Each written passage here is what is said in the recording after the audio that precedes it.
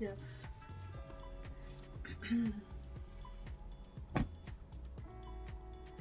Hello. We are. Oh my gosh, if I can grab this carefully.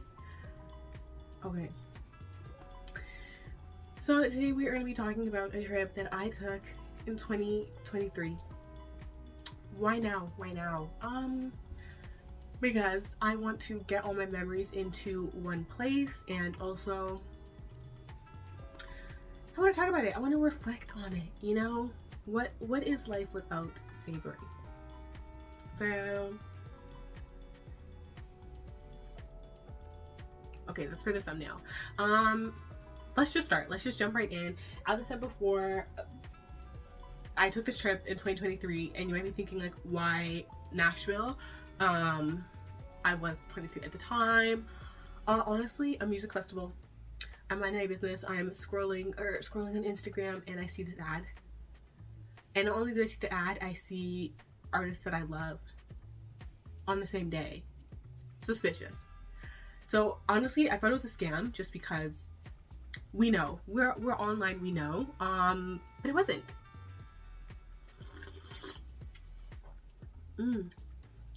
That was a loud slurp.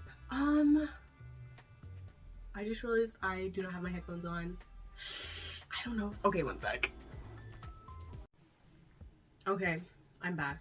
Just for like audio sake. Yes, but I'm saying to myself, like, scam? But no, this is a festival that's been going on since 2002. I just had never heard of it. It's Bonaroo, by the way. I cannot remember if I already said that or not. But yeah, I just was like, this is fate. This is the stars aligning for me, because to have all of these people that I love be on the same day, couldn't believe. So, and two of the artists too, I'll tell you all of them, but Matt Mason, Fleet Foxes, Rina Sawayama, Sampa the Great, and Kendrick Lamar. Like, I was living. Specifically too, for Matt Mason, the year previous, 2022, I was it 2021? I can't remember exactly what year, but the point is, I was already supposed to have seen him because he was supposed to open for Kaleo, but COVID cancellations, it did not happen. And then when Kaleo did go on tour, I was like able to see them just because like they honored the tickets that people had already bought. But because of scheduling, Matt Mason couldn't open for them. And then Fleet Foxes, I also had tickets to see them. I think it was again like the year previous, but I couldn't go because I had Miss Rona at that time. So yeah, I just was like, it was like honestly a bucket list for me going into that year to somehow see these artists again. And like there was one other artist, Little Sims, who again canceled like the North American half of her tour because of Rona. She wasn't at Bonaroo, but I did end up getting to see her regardless. So that was like, anyways, I was like, this is fate. 2 of the 3 artists I need to see in one place with all these other people that I love. This is crazy. And I just had to like hope and pray that they weren't going to be like overlapping times, but I did not know how I was going to, aside from getting my ticket, which was I think around like $200 Canadian, just because it's a US festival. So like once you convert it and stuff. So I only paid for the one day because yeah, there were some people that I liked on the other days, but I was also balling on a budget. So I didn't give a flying heck. I bought my ticket and I said I will figure out how to get myself there, how I will navigate a festival solo. I do a lot of stuff solo, concerts, movies, like I don't care. I'm gonna go. I need the experience. I don't want to miss out. But a festival, obviously all the way in another country, is different. So, but I said, where there's a will, I'll make a way. So yeah, I got my little ticky. Guys, I need you all to remember that I said I had never seen this festival or heard of it before, because when I tell you, I said it, so oh my gosh, the festival is in Manchester. I said, Manchester? I know where that is. And you might be thinking, this girl. I was Manchester, Tennessee, not Manchester, England. And I will now roll this footage for your enjoyment.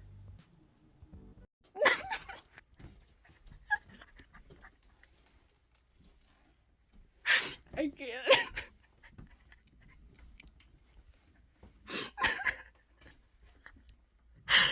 Okay, I'm done. Oh my god. Okay. I'm like, that. First of all, the fact that nobody has called this out. I don't know. This is how I know that there is some greater force above me that has my back, because the embarrassment.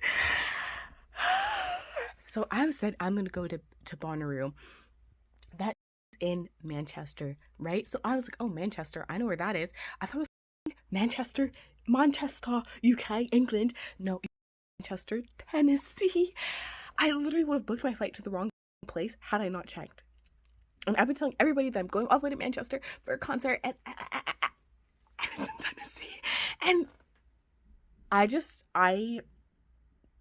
had I said that and somebody was like, I thought it was in the States, I would have right then and there, okay? So, first of all, I'm no longer worried about the concert because obviously I'm going to be able to go because it's Tennessee. I'll drive if I have to. That's fine.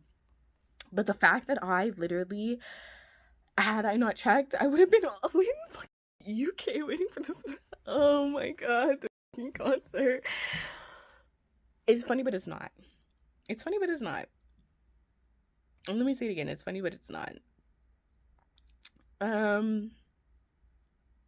Yeah. So there's that. So I'm gonna do the concert, and I'm still gonna really push and see if I can maybe go to Ireland and just go to the UK anyways, because I told everybody I was going, and then hopefully I can just avoid the embarrassment.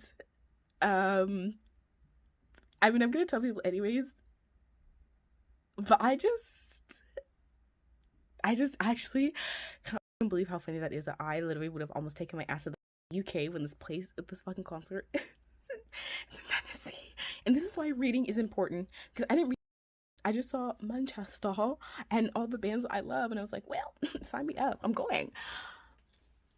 Shaking and quaking. Not this is I'm screaming. Truly. What was that? Oh, it's just a reflection. Oh, actually, I think there's a little spinach in my teeth, but I'm actually the funniest person I know. I am the funniest person I know. Oh, I needed that laugh. Oh, fuck. Yeah. Yep. To be honest, it's still funny. And as like I said, so lucky that nobody called me out in that moment, because I would have shriveled up and I shriveled out of existence. Okay. But yeah, a ticket to like Tennessee is obviously way cheaper than all the way to jolly old England. So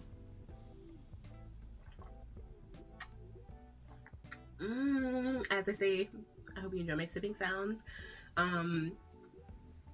Another like stroke of luck thing for me was that kind of like through a friend of a friend situation, I ended up being put in touch with somebody who like was like a Bonaroo veteran, had been going for like I think 10 or 15 years, and she was kind enough to like say like give me her number and just like let me know like to text her when I was there and that we could like meet up.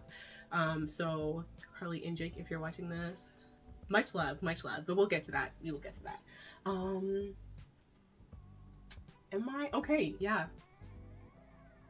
Nashville, the actual city. So yeah, the festival itself takes place a little bit outside of Manchester, but obviously if I need to get there, the closest place for me to fly to would be Nashville.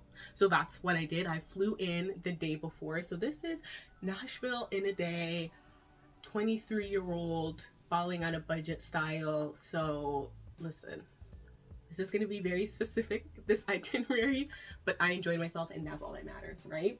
So I flew Flair.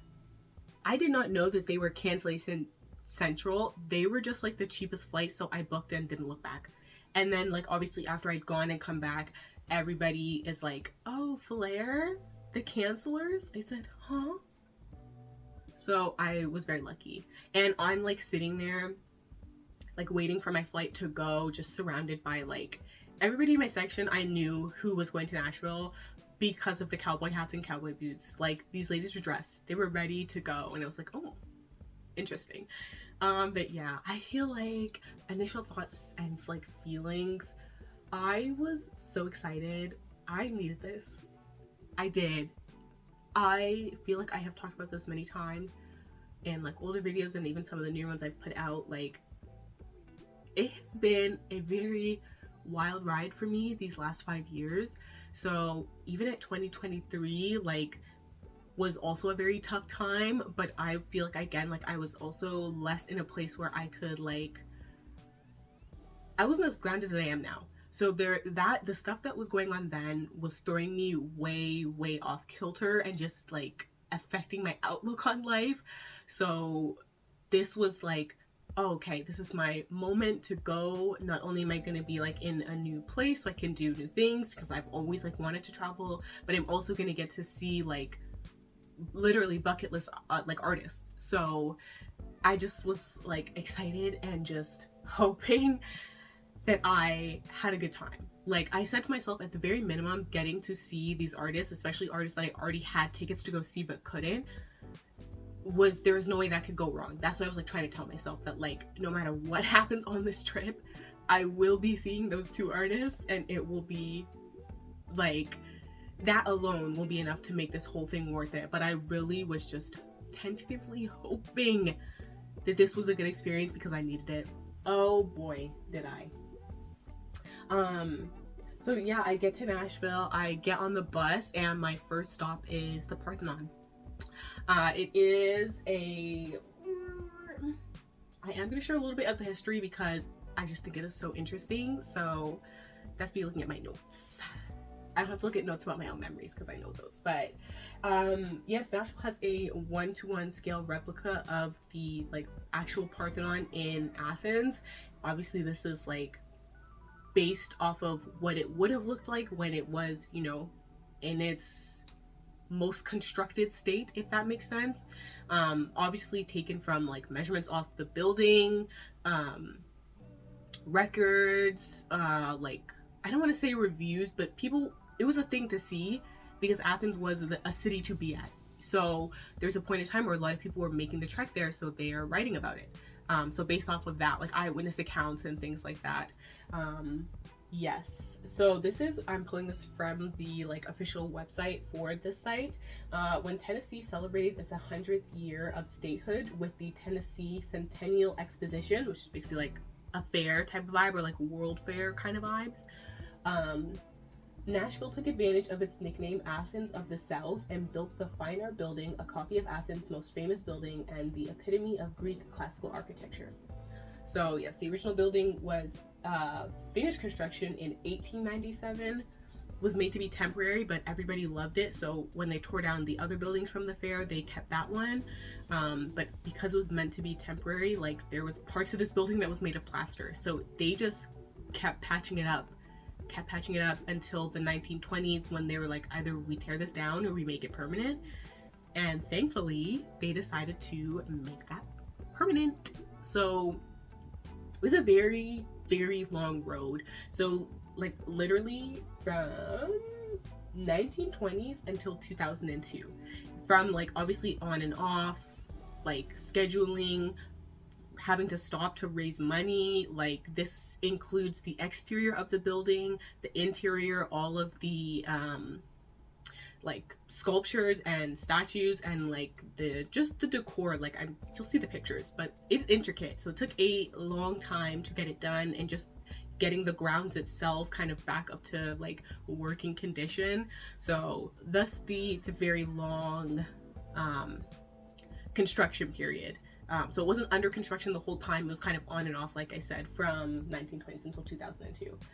So my experience, calling all Percy Jackson fans,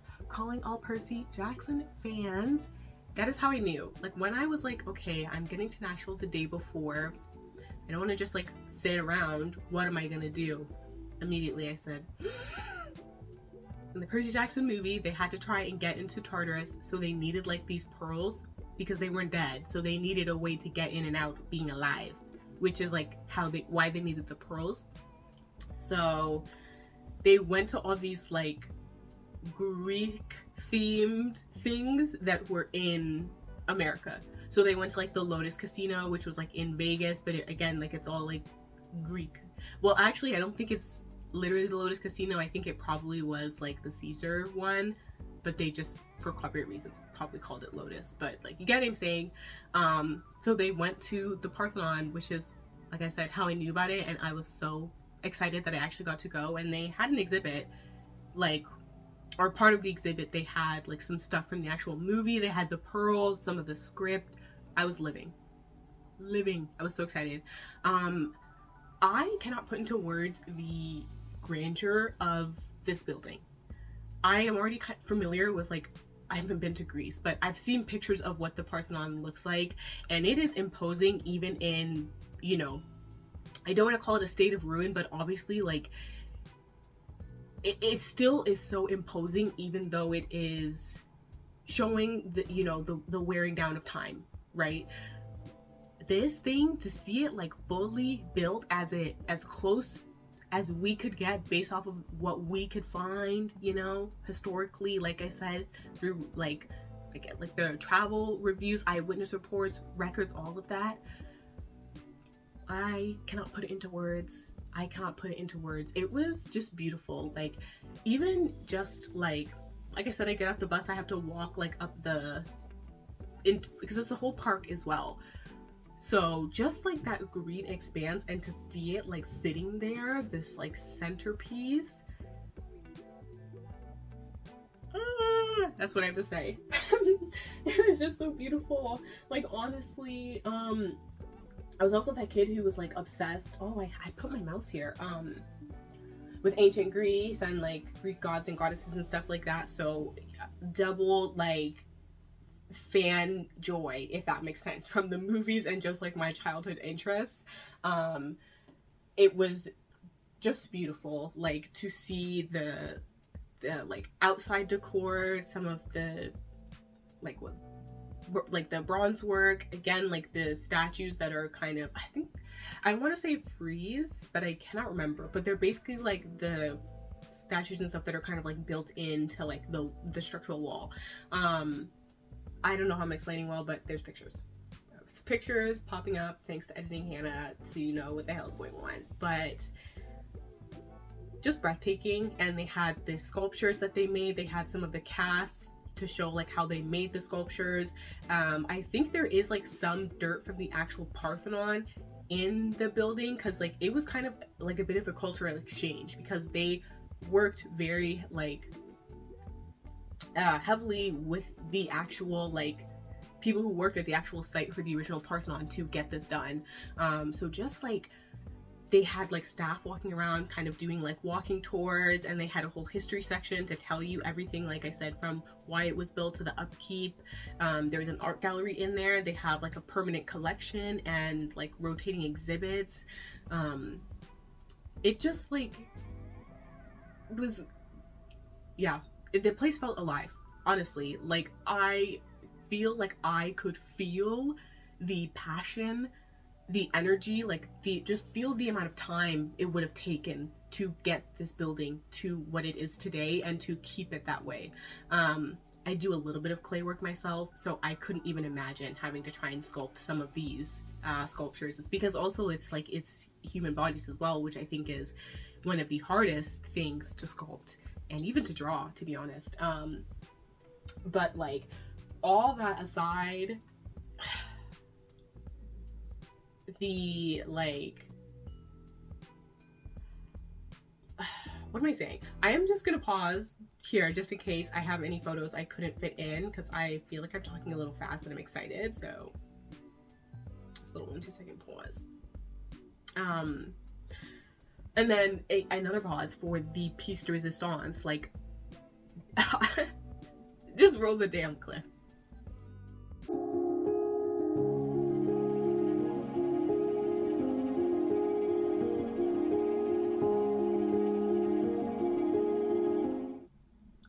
Like, I can't put into words how I felt standing in front of that statue. Like, I said the whole place felt alive. That statue felt alive. Like, I still can't even put it into words, and I understand that might be reading as dramatic to some of you, but listen, go stand in front of that and tell me something. Tell me something different. Like, I don't know. So they have, in the original, like, Parthenon, there was a statue of Athena. I cannot remember, if I'm remembering correctly, I don't think it is, like, I don't think it's still standing. Like, I think it was destroyed, and I don't think they've, like, done any recreations within Greece. I do not know, don't quote me on that, but for this one, the original statue, was made in 5th century BCE by a famous sculptor. I'm gonna put his name up, but Phidias? I am not sure. Yeah, so then I blanked out, sorry. In 1982, Alan Quire, who is a native to Nashville, keeping it in the community, was commissioned to recreate the statue. It was completed in 8 years, and then 3 years after that, in 2002, they did raise the funds to gild the statue, which is like to add the gold and some of the colors. So again, it looks closer to how it might have, as much as, yeah, as close to what it would have looked like it did when it was made. That's what I'm saying. Jeez, I'm fighting my words. I am. It was just breathtaking to look at. This is a 40-foot tall statue. Like, to put into perspective, not only how big this building is, but how tall this statue was. So this is what I mean when I say I cannot put into words what I felt like standing in front of this gorgeous big ass freaking statue. She's got the spear, she's got her shield. It is just beautiful.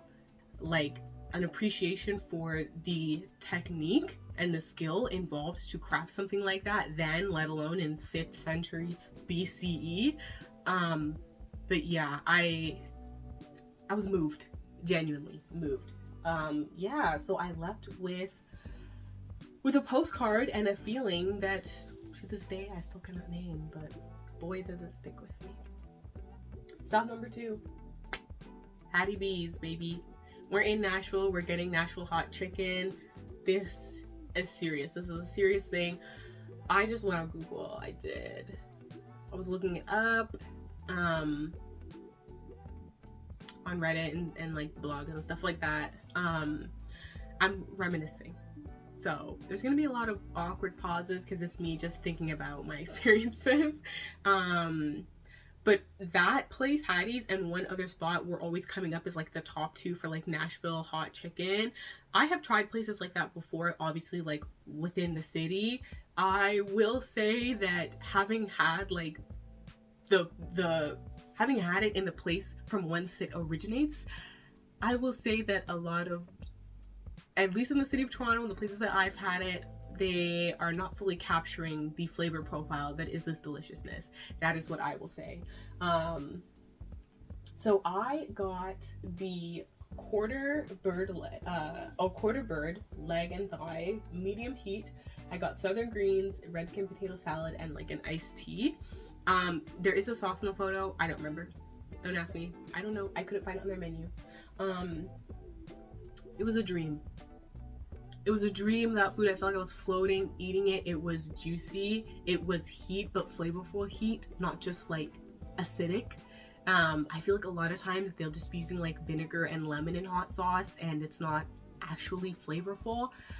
So that was a flavorful heat. It was marinated. It was in the breading. It was all throughout. That coleslaw did, or no, not coleslaw. I got the potato salad. It did a good job at like cooling my mouth down, and it was a little tangy, which I enjoy. The southern greens, which I'm assuming is just like collard greens, I've never had it before. It literally just tastes like bacon because there was bacon in that. So I don't know. I'm not a hater on greens. I freaking love spinach, literally with just like butter, garlic, and like salt and pepper, and I'll eat that whole up. So I understand the appeal of collard greens, but I don't feel that I need it in my life. I'm a simple girl with my greens, if that makes sense. But it was really delicious. Um, yeah, honestly, it was good. I wanted to go to bed after I ate that meal, but onwards, baby. We've got a day to fill. Stop 3, downtown on like the Broadway street. The Parthenon is pretty close to downtown, it's just a little bit outside, so this was like downtown, you know. Have a sip, I'm gonna have a sip.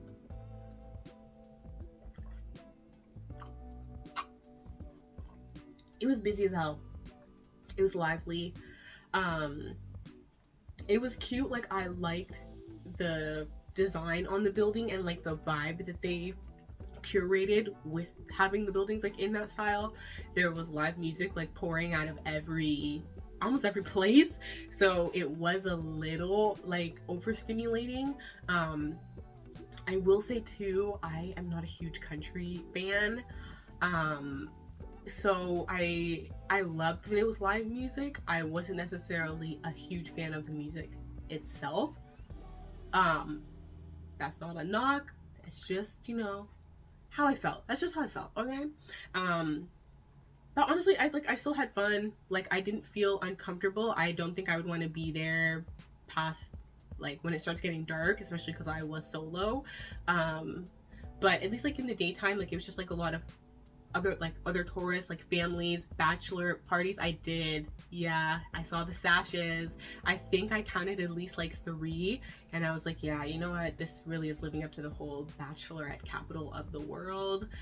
It's making sense, it really is. And like so many like different, and that's the thing too, like there was a store that was only for like belts, and like I just didn't understand how serious of an operation it was, you know.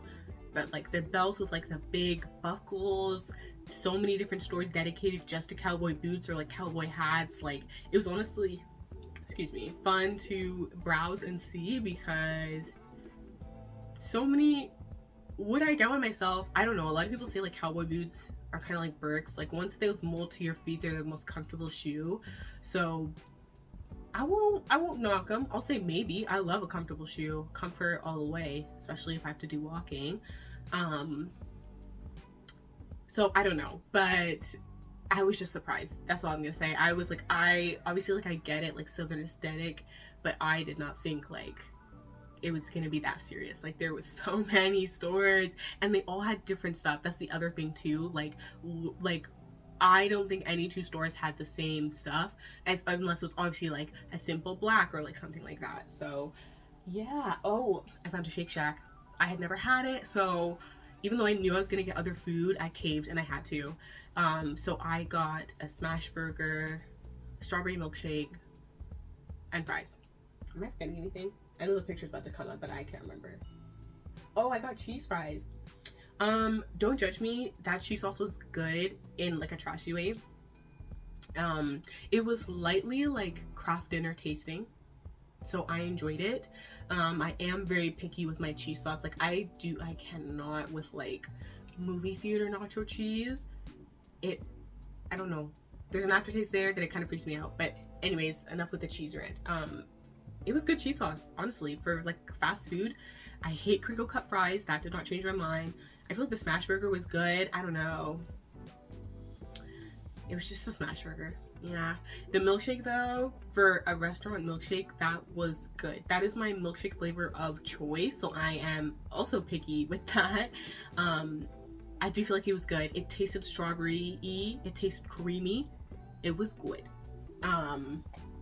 Yeah. So honestly, Broadway overall like wasn't fully my vibe, but I enjoyed it. I loved, like I said, the liveliness of it. People were just kind of out and about. Like it was nice. Stop number 4. I went to Prince's. Prince's Hot Chicken, which was the other like top spot for the Nashville hot chicken. I had to know, like those 2 were always coming up. And also, I just love it. So I needed to know. I thought I liked it when I had it at restaurants in Toronto, but like I said, I've been missing out. That was good. Maybe I should try and make it at home. Like maybe you can find like a recipe or something. I don't know. I need to focus. I went to Prince's. So I got the 4 tenders, medium heat, ranch side sauce, fries, and mac and cheese. I feel like the seasoning was good. I do feel like the seasoning was a bit more of like a dry rub that was sprinkled on. I don't know if that is the case, but I only say that because once I kind of took in a couple bites, there wasn't really the seasoning on the actual chicken itself. Like, and again, like, it's busy. I don't know if it's just that location, if there's like better locations, if whoever's having a bad day making my food, I don't know. It's just my opinion. This is not like a hatred on the restaurant or like anything like that. But yeah, I just feel like the flavor was more so like in the breading. The mac and cheese, it was good. It tasted cheesy, but there was just a bit of an aftertaste that I don't know. I don't know if it was like a pimento mac and cheese or something like that, because it didn't say it on the menu. But there was just a bit of an aftertaste that I could not get over. And I did like, they were crinkle cut fries as well, if I'm remembering correctly. There's gonna be a picture if it didn't already pop up. I don't love a crinkle cut fry. I don't know, I just feel like they taste dry compared to regular fries. I don't know how. So it's all potatoes, just in a different shape, but I'm telling you, it tastes different. So the fries were okay. Yeah, so at the end of the day, I'm like just happy that I got to try both spots, and that Prince's was my breakfast for the next day. So listen, he can't be fed. He can't be fed. All right, top 5. What you've all been waiting for. Bonaroo itself. So like I said, I spent the day in Nashville, and then I did stay one night at a hotel. I don't know, there's nothing right about it. It was a hotel. I can't even remember like what one I stayed at, but it was fine. It was bigger than I thought it was gonna be, because I booked just like a one double bed room, but it had like 2 sections. Like there was like a kind of a living room sit down area with a TV, then the actual bedroom itself. So that I was surprised about, because like I don't think I paid a lot. I think it was like $160, something like that. But it was, I think it was $160 like USD, or yeah, like in US dollars. I don't know. And then I was up early to get myself to Bonaroo. I was lucky enough. I did like have like a ride thingy somewhat organized, but I did manage to get an Uber, and it was the same price that I would have had to pay for like the other ride. So I just skipped it and I went with the Uber just because it was trackable. Not that I thought this person was gonna be like, this organization who's doing the rides was shady, because they've been doing it specifically for Bonaroo for years. But I was just like, I can see what's going on my phone. I can share. So I just went with that. This was my fit. This is what I wore. So like I said, I just texted Carly. I said, hey girl, I'm here. And she let me know like where her plot was. Bonaroo, I did not know this. When I tell you the lack of research I did, it's a camping like festival. Because like I said, they say like Manchester, but it's outside of it. So it's not like close enough to a city to stay there and then still get yourself to the festival. And you might be thinking like, oh, you could just take an Uber. There might not be any, because it is such like a small area. There isn't always Ubers available.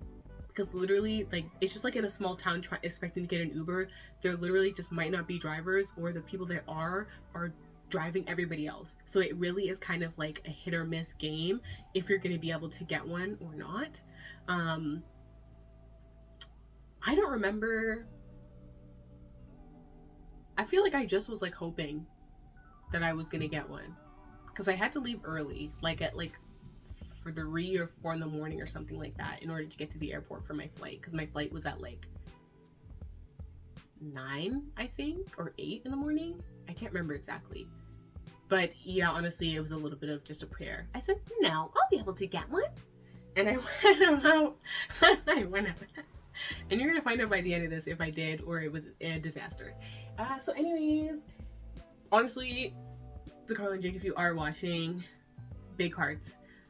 It was chill. It was like hanging out with my older sister, you know what I mean? She just took me under her wing. It was so interesting to hear her stories because she had been going to Rue and like festivals in general. It was honestly like eye-opening because I don't know, like I love going to concerts, so I don't know why music festivals never crossed my mind, but I was just like when this girl was like telling me all her stories and like how she preps and like prepares for them. I was just like, this is a lifestyle, and I have been missing out, like honestly. And all of her friends were also like really nice as well, so it was just nice to know that like, you know, we were gonna split up again like throughout the day just because we had different artists we wanted to see sometimes, but like just to know that I had somebody I could text if God forbid like somebody or like something happened. Yeah, but oh, this is the point where I get to tell you that I did look out. Nobody I wanted to see was playing at the same time. So again, the fates were in my favor. Okay, in my favor. So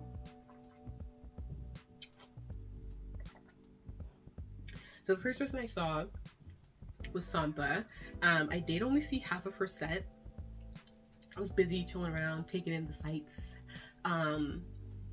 It was just nice, yeah. Like, I love her music. It was a vibe to hear her live. I feel like she has so much power in her voice that I think like you can hear it when in like her recorded songs, but hearing it live was just a whole different experience. And she had her younger sister with her, so she brought her out. Like, it was just a vibe. So I was happy that I did catch some of her set in general.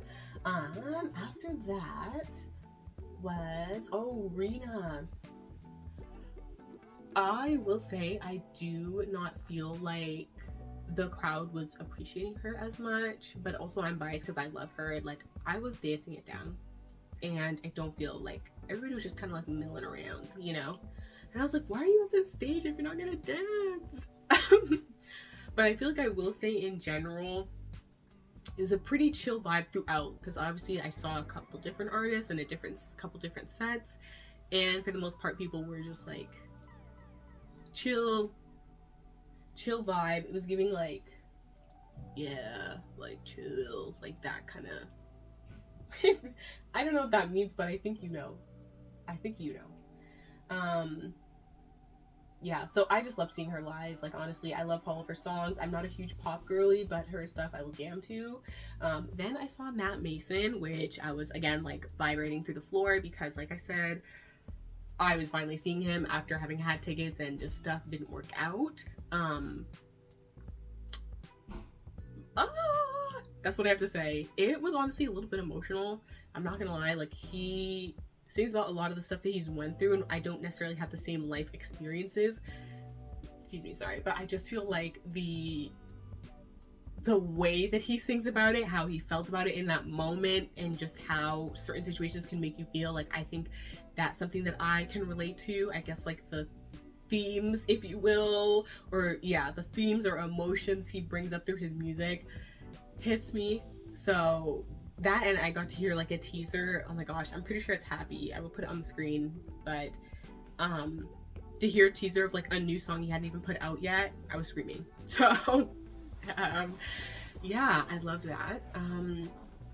Then afterwards, I will say there was like a couple other sets that I did go to with that like Carly stuff wanted to see. I think Charlie Crockett was one that we kind of saw in between. Yeah, again, I'm not a huge country, but it was a vibe. He was singing that shit down, and I will always appreciate a good voice. So then Fleet Foxes, transformative. I have loved Fleet Foxes for so many years, and like their album, like, sure, that was like, I'm sure everybody had their Rona album. That was mine. It is in a like so summery, but also like a fall day at the same time. And they played Master Neza, which is like a song that I will go out of my way to play during like moments that are like especially great for me. So Yeah, just a lot of like emotional ties to their music. So to hear them live was transcendent, genuinely. And like I was also like, their music, I feel like they like to layer in a lot of different like instruments and stuff like that. So I was curious like how it would translate. And like I just feel like a band with a freaking passion for music. When I tell you that everybody on there played at least 2 to 3 different instruments during that whole set, and there was like no breather. They would finish the song, say thank you, put down an instrument, pick up a different one, and just go. So I think just as well, like to see like the, I guess, technical skill to be able to transition so smoothly from different instruments was also very cool to see. I was living, screaming. I was screaming a lot, and you're gonna see in some of the videos that I show you towards the end. I also saw 3-6 Mafia. I didn't realize how many of their songs I knew until I was hearing them, but like an OG band, stuff I like grew up on. My mom loves her rap.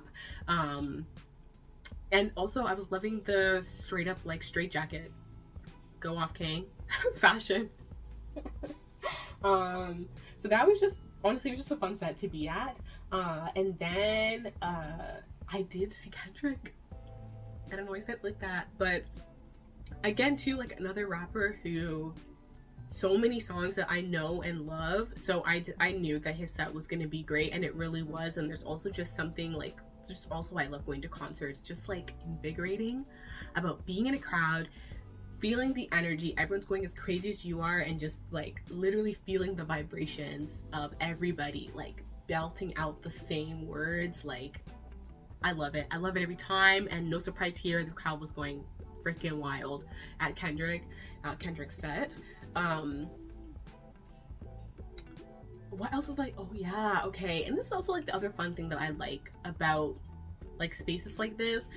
I just like sat beside this girl who was also by herself because Carly didn't want to go to Kendrick because she'd already seen him. I didn't know that he'd been to Bonaroo before, so I was just like I said, I was like, I've been out of the loop in the festival world. That's what I'm learning.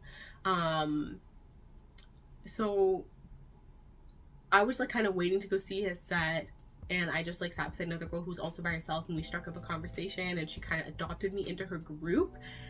And honestly, it was just nice again to like meet with people and chat with people. But like, I'm not saying like I made friends for obviously like hoping for something, but I think it was just like a nice, like, you just never know who you might end up talking with, because her and her friends did end up like getting us all the way to the front and like through the like into like, I don't know if it's like VIP or whatever, because they knew people that were working there. So when I tell you I had a front row seat, I mean that. And it was like, again, I would have had fun in that crowd no matter where I was, but obviously I enjoy being close.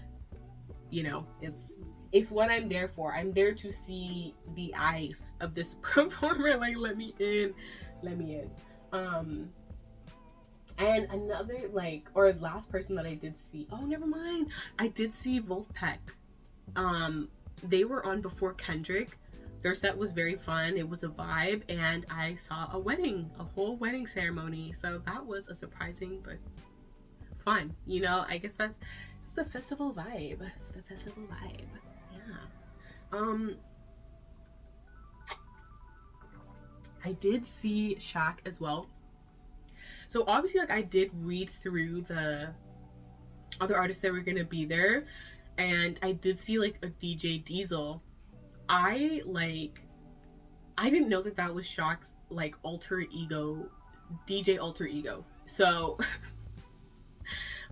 Carly and her partner Jake and we're all just like walking back to our campsite, and he was like, oh, like I think Shaq's on now. And I was like, what? Shaq, like Shaquille O'Neal Shaq? And he's like, yeah, DJ Diesel. And I was like, oh my god. So we didn't stay for the whole set, but obviously I had to investigate. He was having the time of his life with those strobe lights. I was dying. And I will say too, like, I wasn't even that close. Listen, like, I'm sure we all know that he is tall, but like, I don't think unless you've seen him in person, that to know how tall he really is. I was not close to that stage at all. And when I tell you how tall this man looked from the distance I was at, is freaking crazy. He is a giant, literally. And I don't think I understood that till I was standing where I was standing and being like, he should not look this tall from this far away from the stage. He really shouldn't. And when I tell you that DJ booth looked like a kid's toy, the proportion of that DJ booth to him, again, from the distance, buck wild. Buck wild. It was crazy. But yeah, he kept saying like, where my party people at? Mosh pit. Just like, yeah. I think he was having fun and I think that was great. So that's all the people that I saw. Oh, my food. Yeah, I had a corn dog and mac and cheese somewhere in between all of this. And just in general, like, the festival itself was a vibe. They had like little chill areas and like sites where there's kind of like activities and stuff going on. But I get why people go, because like even Carly was saying, like, you know, there's a lot of artists that are here every year, so, you know, we're not always going to see people. It's just like, or to see artists specifically, sorry, they're going to see people, like to see their friends and just hang out in the space. And it honestly is like a vibe. Like it kind of becomes its own like little world for the weekend or whatever it is. And I get why people continue to go back or have been going back for like 10 years just to kind of enjoy the vibe, enjoy the people. So I honestly would go again. I don't know. It was a vibe. So then, yeah, like I said, I went back to her camp. I caught a couple Z's before I had to be up to get to the airport. And like, I'm not gonna lie, I was starting to get nervous because I'm checking Uber and there's nothing. No rides. And I had time, but like there's no bus. Like when I tell you it was kind of in the middle of nowhere outside of a smaller town that's outside of Nashville, I was like, either I get myself there or I am not getting on that plane. Like there was no, and apparently there was an accident on the highway, which was also like contributing to why nobody was like doing rides. So thankfully, like the accident was cleared up. I don't know what it fully was. I just know it was like car related. And I was thankfully able to get a ride to the airport. Yeah. So I'm gonna show you guys how I was walking around Nashville. I'm gonna show you. Do a little video because I feel like sorry. I feel like I look so funny walking. Look at my food. Stupid. Oh my god. I feel like I look crazy. I feel crazy. Yeah. It's because I wasn't staying at a hotel. I was like kind of staying another night. Like I stayed one night at a hotel, but I wasn't going back to the hotel on what was technically my second night, because by time all the festivities were done, like it was already like, I don't even know, I think probably like 1:30 in the morning, around there. And then my flight was at like I think 8 or 9 or something like that, and then the distance time for me to get there, so it was only, I had like I think maybe 3-4 hours of like downtime before I had to be getting myself to the airport. So again, I was like very happy and lucky that I met Carly, because I don't know where I would have been sitting around waiting for my flight after, because once like the final artists are done, which would have been Shaq at that point, it does kind of quiet down. Like there's no kind of, obviously if people want to play their own music, that's one thing, but the actual grounds itself closes and it's only the campsite stuff that's open. So I don't know, but the point is, I knew going in that like whatever I was bringing with me, I was gonna have to have it on me on all times, and that includes going into the festival grounds. And there was like rules about the size of bag you could bring, and it had to be a clear bag as well. So thus the outfit. It was crazy. But I had fun. And what's in my hand is like I got like this little breakfast tater tot thingy at the airport because I was so hungry, and I had like a 5-hour flight. So that was my whole trip. 3 days, 2 nights. It was jam-packed. And this is what 23-year-old Hannah at the time in the Uber. My Uber had to stop for gas. So this is what I was like thinking at the time that the trip happened. And I will say now, pardon my French in advance. Okay, so I'm in the ride home. Listen, Fleet Foxes, transformative. My voice is gone. I lost my sunglasses trying to see Kendrick. I didn't go. I made some friends. I had a great time. Annie, you need to remember this feeling because you need to go home and you need to work hard. You need to get a job that you like and that gives you more money so you can be out doing these things. Also, I'm tan. I'm coming back 2 shades darker, baby. Yeah, I had a great time. I think it was good. I definitely want to go again for longer. And yeah. So kind of like as I was saying, like I needed just like time to just feel like a kid, to feel like 23 and just have fun. And I feel like I was able to do that because, like I said, like I just beyond through caution of the wind, but being in Nashville itself, I didn't feel unsafe, which actually allowed me to relax. I was eating food that I enjoyed in spaces. Like I said, I can't put into words how excited I was to go and see that Parthenon in person. And then at the festival, having Carly there, just knowing that somebody I could call on somebody if I needed help, again, also allowed me to relax. And in general, everybody at the festival was just chilling. Everybody was just chilling. I don't think anybody would have minded if I just struck up a conversation with them, and I often did, especially if we were like beside each other and both really like dancing, you know. I would just be like, hey, like, yes, this artist, whatever. So I feel like it was a genuinely joyful experience in my life that didn't have a moment of like some bitter something that I had to swallow and say, yeah, but this happened, but the focus is on whatever. So, and at that point, there hadn't been many of those. So, this is what I mean when I say like that trip genuinely impacted my life, because it came at a time when I just really needed some joy and warmth in life. So yeah, I was just so like thankful and so happy and just like wanting more of that in my life. And like at the time I was like working at a gym, which like environment was not for me. Like just in general, I was like looking at my life and just stressed in so many freaking areas, and I was just like, this can't be your life. This can't be, because I had a taste of what else was out there. Because I think that's the thing, like when you are so used to living like in a certain mode and that's what you've known since childhood, it literally can be life-changing to know that there's other stuff out there. So I think that's what that was for me. That was like my moment of like you can enjoy your life. Like there is a version of your life that you can enjoy. Like that is a possibility for you. So it was, like I said, very like deeply needed, but also deeply motivating as well, because I was like, I want this for myself. And I feel like since then I have worked very hard to get myself closer and closer to the point where I can do more traveling like that and just go and fully enjoy myself and not have to worry about like, you know, finances, any of that, like, you know, questioning logistics, like all of that stuff. So yeah. What experience moved you and why? I would say this whole trip,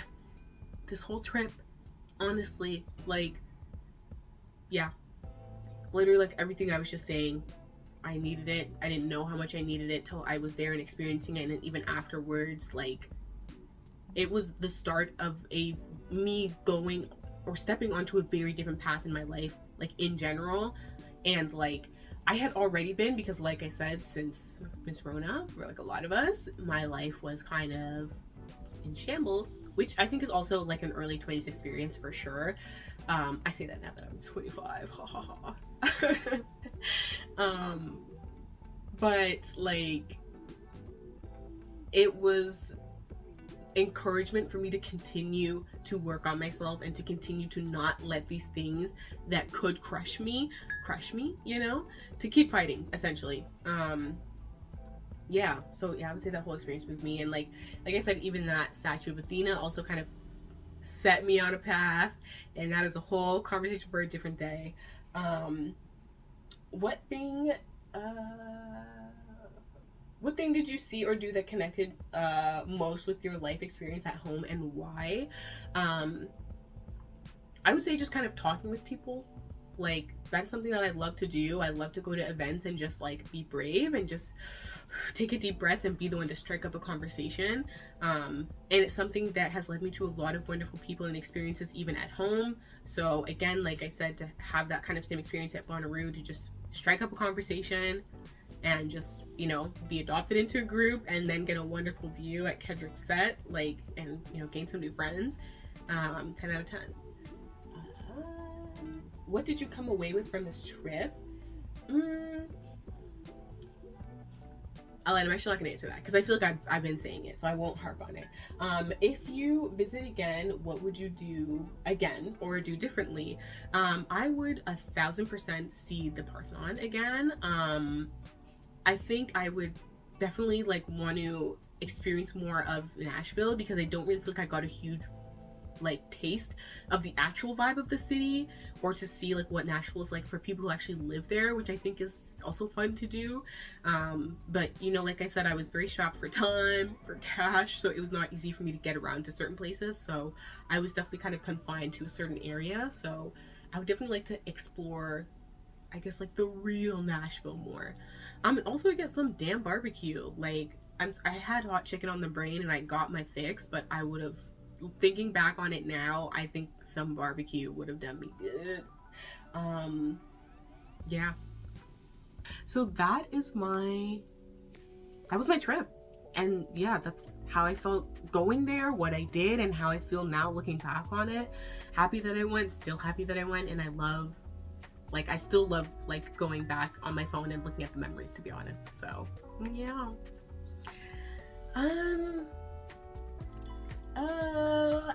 Awkward ending again because that's all I got. Let me know if there's any trips you've been on that were really like transformative for you, or anytime you've been on a trip and saw or did something that really impacted you and changed maybe how you went about things when you got home. Let me know in the comments because I'm curious. So that being said, thank you for watching. We have reflected, we have reminisced. We'll leave it at that, and I will see you next Friday.